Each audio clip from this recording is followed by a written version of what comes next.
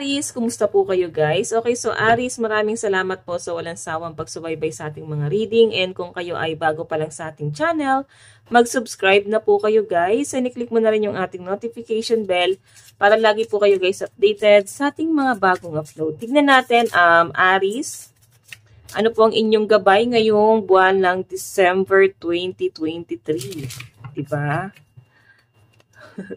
Malapit na mag-2024. So, tingnan natin guys, ano ang gabay sa inyo ngayong December 2023, Aries, Sun, Moon, Rising, and Venus sign. Gabay po Spirit Guide. Aries, Sun, Moon, Rising, and Venus sign.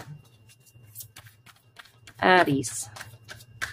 So guys, meron tayong Knight of Pentacles. Gabay po ni Aries ngayong December. Meron tayong Six of Cups.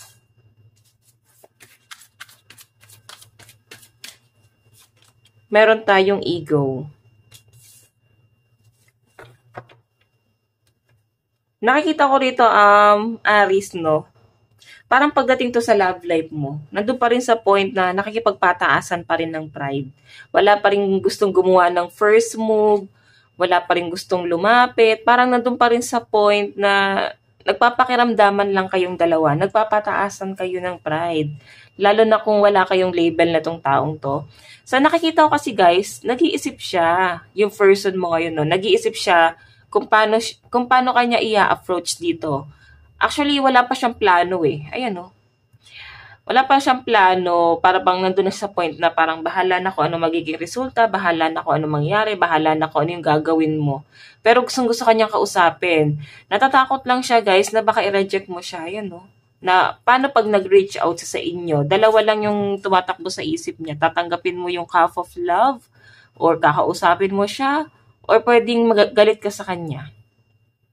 Eto guys yung tumatakbo sa isip niya, hindi niya alam kung ano talaga yung magiging outcome nito sa'yo. Kasi hindi kanya madaling mabasa, Aries. Hindi niya makuha yung timpla mo eh. I think pabago-bago ka ng mood. Yun yung nakikita niya sa'yo. Parang pwedeng tanggapin mo, pwedeng i-let go mo siya. Or i-reject mo siya. No? Ganun yung nakikita ko dito. So itong person na kadil mo ngayon, nagpaplano siya. Okay?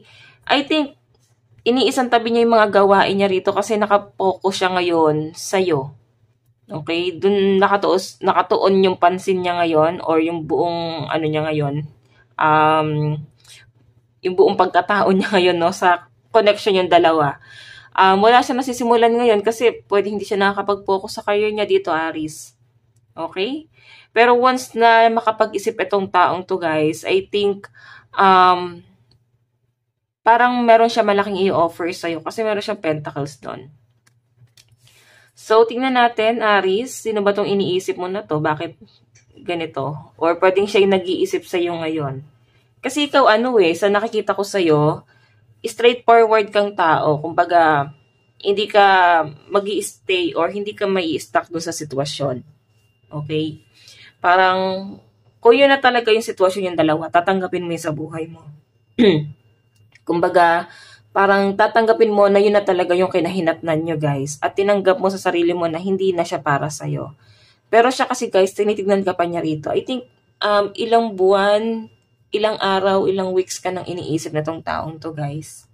Aries. No? So, tignan pa natin na ipapakita ng iyong gabay. Aries, Sun, Moon, Rising, and Venus sign.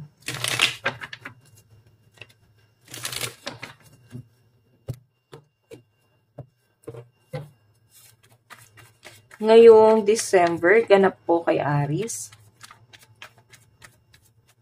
Meron po tayong Page of Cups. Iniisip-isip ka talaga niya, oh.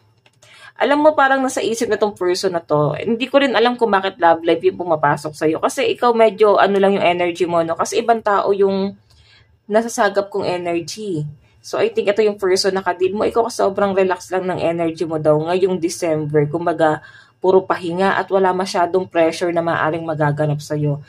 Yung person mo nakikita kanya ngayon, parang nangihinayang siya rito na hindi kanya tinanggap Or nangihinayang yung person na yan na bakit hindi niya tinanggap yung love, bakit na-reject ka niya, hindi ka niya na-appreciate before. Kung na-appreciate ka naman niya guys, I think meron siyang malalim na dahilan kung bakit hindi kayo napunta sa higher commitment.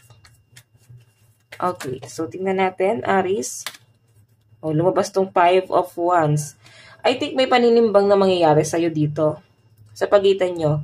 Nako, mukhang magre-reach out sa'yo tong taong to, Aries, no? Maguguluhan ka rito, Aries. Maguguluhan ka ngayon sa pagdidesisyon kasi bakit ngayon lang? Bakit late na? Sana noon pa kasi umiiksi yung oras mo, Aries. Umiiksi yung panahon mo rito. Siya wala siyang ginagawa o nakatanaw lang siya na nakatanaw, puro plano pero wala siyang sinisimulan. Eh ikaw kasi habang lumilipas ang panahon, I think meron kang ginagawa sa buhay mo na kung wala siyang gagawin, so hindi mo i-stock yung sarili mo sa ganong sitwasyon. Okay? So tingnan natin, Aries. Wala kasi siyang ginagawa puro isip. Meron tayong the world. So ending, moving forward. So, I think nag-move forward ka na sa taong to.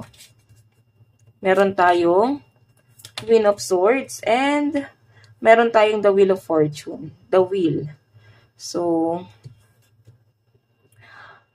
nako, alam nyo guys, hindi ko pa na-feel itong taong to na parang direct siyang pupunta sa'yo or direct siyang magre-reach out or what I mean, ida-direct ka niya, no? Hindi ko pa siya guys nakikitang ganun ngayong December.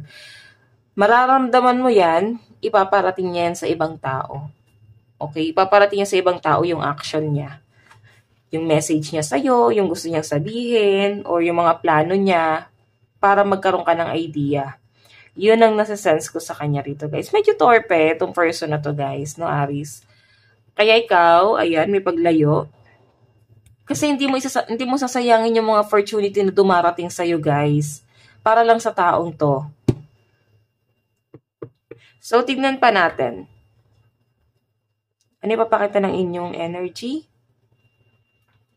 Pagdating sa yung love life. Puro love life na nga itong lumabas sa'yo.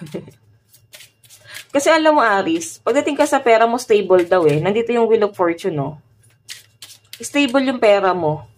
Hindi ka magkakaroon ng parang bigla kang lalagapak this month. Hindi Maayos ang kaperahan mo, nakakapag-provide ka sa family mo and sa sarili mo. I think yung nagiging conflict mo talaga is yung love life mo. Okay, love advice.